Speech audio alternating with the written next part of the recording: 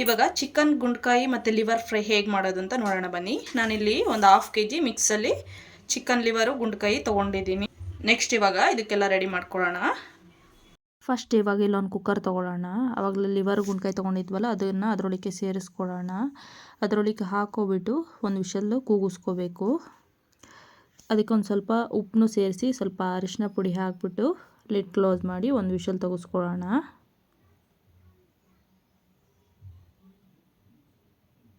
ಜಾಸ್ತಿ ನೀರು ಹಾಕ್ಲಿಕ್ಕೆ ಹೋಗಬಾರ್ದು, ನಿಮ್ಗೆ ಎಷ್ಟು ಬೇಕೋ ಅಷ್ಟೇ ಹಾಕ್ಕೋಬೇಕು. ಒಂದೇ ಒಂದು ವಿಷಲು, ಜಾಸ್ತಿ ವಿಷಲ್ ಕೂಗಿಸ್ಕೋಬಾರ್ದು. ಇದು ಇವಾಗ ಬೇಯಲಿಕ್ಕೆ ಇಟ್ಟಿದ್ದೀನಿ. ನೆಕ್ಸ್ಟ್ ಈ ಕಡೆ ಅದಕ್ಕೆ ಬೇಕಾಗಿರೋದನ್ನ ರೆಡಿ ಮಾಡ್ಕೊಳ್ಳೋಣ. ಇವಾಗ ಅದಕ್ಕೆ ಬೇಕಾಗಿರೋ ಮಸಾಲೆ ಪದಾರ್ಥ ನಾನು ಒಂದು ಮೀಡಿಯಮ್ ಸೈಜ್ದೊಂದು ಈರುಳ್ಳಿ ತೊಗೊಂಡಿದ್ದೀನಿ, ಕರಿಬೇವಿನ ಸೊಪ್ಪು, ಒಂದು ಅರ್ಧ ಟೊಮೊಟೊ, ಒಂದು ಹಸಿರು ಮೆಣಸಿಕಾಯಿ, ಸ್ವಲ್ಪ ಕೊತ್ತಂಬರಿ ಸೊಪ್ಪು, ಅದರ ಜೊತೆಗೆ ಶುಂಠಿ ಬೆಳ್ಳುಳ್ಳಿ ಪೇಸ್ಟು. ಸ್ಪೈಸಸ್ ಬಂದು ಗರಂ ಮಸಾಲ 1 ಟೇಬಲ್ ಸ್ಪೂನಷ್ಟು, 1 ಟೇಬಲ್ ಸ್ಪೂನಷ್ಟು ಸಾಂಬಾರು ಪುಡಿ, ಒಂದು 1/2 ಟೇಬಲ್ ಸ್ಪೂನಷ್ಟು ಖಾರ ಪುಡಿ, ಒಂದು ಸ್ವಲ್ಪ ಮೆಣಸಿನ ಪುಡಿ, ಒಂದು ಸ್ವಲ್ಪ ಚಕ್ಕೆ ಮತ್ತು ಲವಂಗದ ಪುಡಿ ತೊಗೊಂಡಿದ್ದೀನಿ. ನಾನು ಪುಡಿನೇ ಯೂಸ್ ಮಾಡೋದು ಯಾವಾಗಲೂ, ಹಾಗಾಗಿ ಇವಾಗ ಹೇಗೆ ಮಾಡೋದು ಅಂತ ನೋಡೋಣ ಬನ್ನಿ.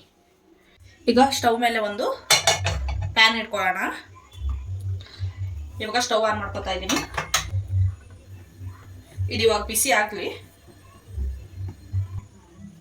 ನೋಡಿ. ಇವಾಗ ಬಾಣಲಿ ಕಾಯ್ದಿದೆ, ಒಂದು 2 ಟೇಬಲ್ ಸ್ಪೂನ್ ಅಷ್ಟು ಆಯಿಲ್ ಸೇರಿಸ್ಕೊತಾ ಇದ್ದೀನಿ.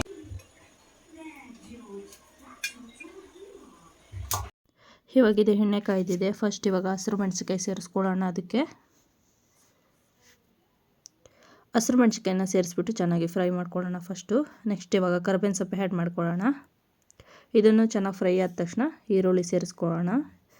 ಈರುಳ್ಳಿ ಹಾಕ್ಬಿಟ್ಟು ಸ್ವಲ್ಪ ಅದಕ್ಕೊಂದು ಸ್ವಲ್ಪ ಉಪ್ಪು ಹಾಕ್ಬಿಟ್ಟು, ಉಪ್ಪು ಹಾಕಿದ್ರೆ ಬೇಗ ಬೇಯುತ್ತೆ ಅಂತ ಇದನ್ನು ಚೆನ್ನಾಗಿ ಫ್ರೈ ಮಾಡ್ಕೊಳ್ಳೋಣ. ಇವಾಗ ಈರುಳ್ಳಿನೂ ಸಹ ಚೆನ್ನಾಗಿ ಬೆಂದಿದೆ. ನೆಕ್ಸ್ಟು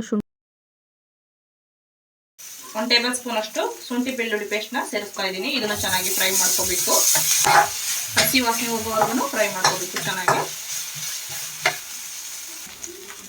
ಇದು ಇವಾಗ ಶುಂಠಿ ಬೆಳ್ಳುಳ್ಳಿ ಪೇಸ್ಟ್ ಹಾಕಿದ್ಮೇಲೆ ಫ್ರೈ ಆಗಿದೆ. ಅದ್ರ ಜೊತೆಗೆ ಟೊಮೆಟೊ ಸೇರಿಸ್ಕೊತಾ ಇದ್ದೀನಿ.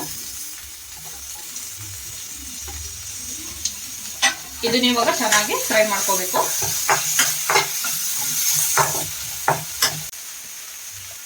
ಇದಕ್ಕೊಂದು ಸ್ವಲ್ಪ ಸಾಲ್ಟ್ ಆ್ಯಡ್ ಮಾಡ್ಕೊತಾ ಇದ್ದೀನಿ ಬೇಗ ಬೇಯಲಿ ಅಂತ. ನೋಡಿ ಇವಾಗ ಟೊಮೆಟೊ ಇದು ಕುಕ್ ಆಗಿದೆ. ನೆಕ್ಸ್ಟ್ ಇವಾಗ ಆವಾಗಲೇ ಬೇಯಿಸಿಟ್ಕೊಂಡಿದ್ನಲ್ಲ ಲಿವರ್ ಮತ್ತು ಗುಂಡ್ಕಾಯಿನ ಅದನ್ನ ಇದರೊಳಗೆ ಸೇರಿಸ್ಕೊತಾ ಇದ್ದೀನಿ.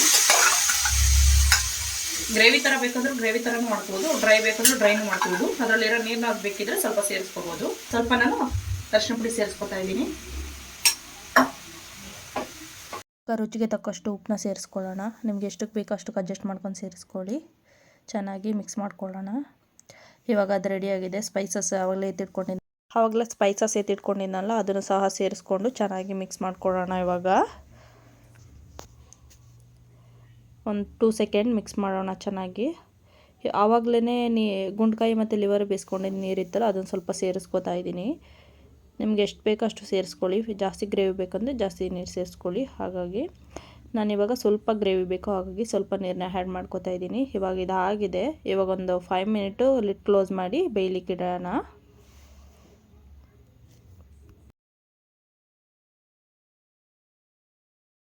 ಇದು ಇವಾಗ ಆಗಿದೆ. ಲಾಸ್ಟಿಗೆ ಕೊತ್ತಂಬರಿ ಸೊಪ್ಪು ಆ್ಯಡ್ ಮಾಡ್ಕೊಡ್ತಾ ಇದ್ದೀನಿ. ಕೊತ್ತಂಬರಿ ಸೊಪ್ಪು ಹಾಕಿದ ಮೇಲೆ ಸ್ವಲ್ಪ ಹೊತ್ತು ಮಿಕ್ಸ್ ಏನು ಮಾಡೋದು ಬೇಡ, ಹಾಗೆಯೇ ಲಿಡ್ ಕ್ಲೋಸ್ ಮಾಡಿ ಒಂದು ಸ್ವಲ್ಪ ಹೊತ್ತು ಬಿಡೋಣ. ಹಾಗೆ ನೋಡಿ ಇವಾಗ ಇದು ರೆಡಿಯಾಗಿದೆ. ತುಂಬಾ ಚೆನ್ನಾಗಿ ಬಂದಿದೆ. ನೀವು ಒಂದ್ಸರಿ ಮನೆ ಟ್ರೈ ಮಾಡಿ ನೋಡಿ. ಎಲ್ಲರೂ ತುಂಬಾ ಇಷ್ಟಪಡ್ತಾರೆ. ಚಿಕನ್ ಅಂದರೆ ಯಾರಿಗೆ ತಾನೇ ಇಷ್ಟ ಇಲ್ಲ, ಎಲ್ರಿಗೂ ಇಷ್ಟನೇ. ಈ ವಿಡಿಯೋ ಇಷ್ಟ ಇದ್ದರೆ ಒಂದು ಲೈಕ್ ಮಾಡಿ, ಶೇರ್ ಮಾಡಿ, ಸಬ್ಸ್ಕ್ರೈಬ್ ಮಾಡ್ಕೊಳ್ಳಿ. ಯಾರೆಲ್ಲ ನನ್ನ ಚಾನಲ್ನ ಸಬ್ಸ್ಕ್ರೈಬ್ ಮಾಡ್ದಲ್ಲೇ ನೋಡ್ತಿದ್ರೆ ಸಬ್ಸ್ಕ್ರೈಬ್ ಮಾಡ್ಕೊಂಡು ನೋಡಿ. ಬೆಲ್ ಐಕನ್ನ ಕ್ಲಿಕ್ ಮಾಡಿ, ಫಸ್ಟ್ ನೋಟಿಫಿಕೇಶನ್ ನಿಮಗೆ ಬರುತ್ತೆ. Thank you.